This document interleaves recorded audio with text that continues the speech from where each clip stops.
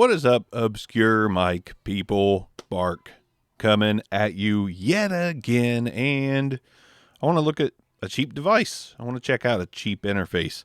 Super cheap, actually. Well, not really super cheap. It's on sale sometimes for super cheap, but it's a POLSEN XLR-USB-48.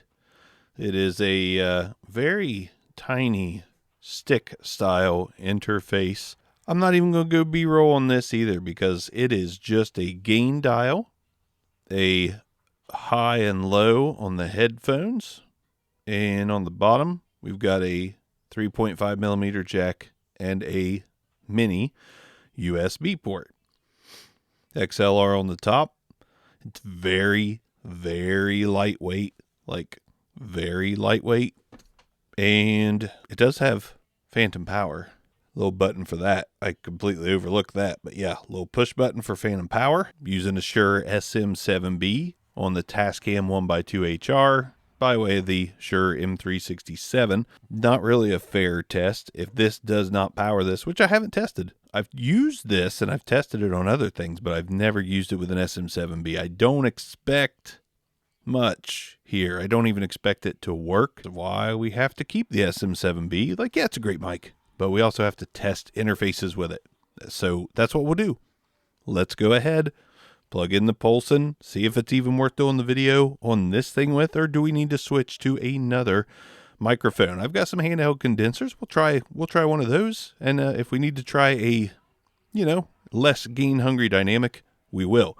But let's see what this sounds like. Again, I'm not using anything mind blowing here, but this is a good solid setup. Should be minimal noise. Nice clean sound.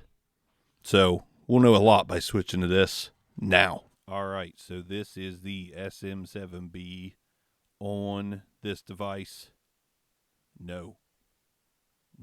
Okay, so instead we're going to go with the handheld Zramo large diaphragm condenser. No dynamic. Instead, we're going to go with the Zramo large diaphragm handheld dynamic that I built from a video or two ago.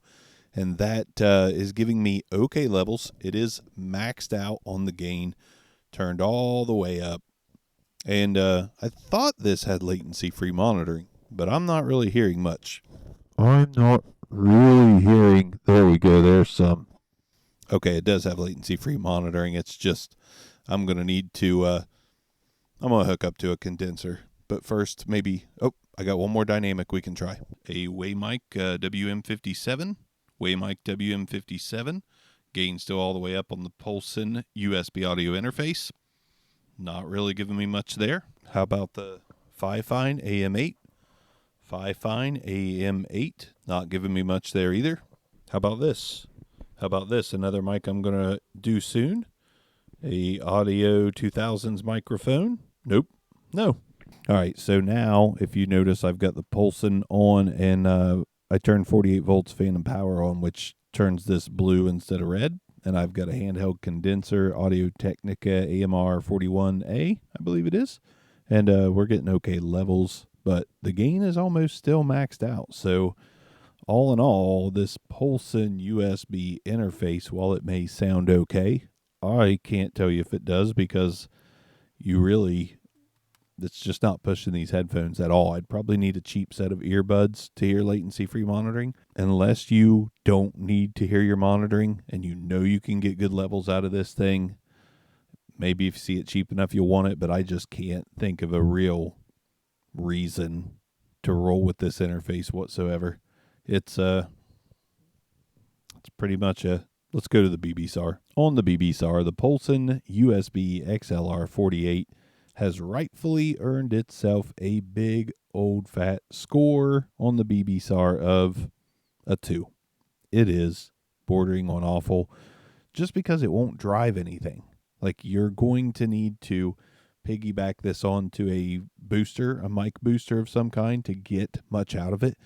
And considering this is usually between like $40 and $50 and used, it's going to be between $20 and $30. We have looked at interfaces and devices that perform much better for the same price or less. So this is just a strict no. Maybe if you just want to record and you find one for $10 and you already have a mic, maybe then It's, what, 4 possibly worth buying for used or cheap? But yeah, no. This device is just a no. That's all I got. It's kind of a shame because it's lightweight. It's easy to stick on something. That's what she said. And it just works, but not well enough. Not well enough to compete with anything in its price range or lower. Just simply not a good one. Obscure mics. Hell no to the POLSEN USB XLR-48. And it's got a long name, which makes it easier to say hell no to. Obscure mics. Peace out.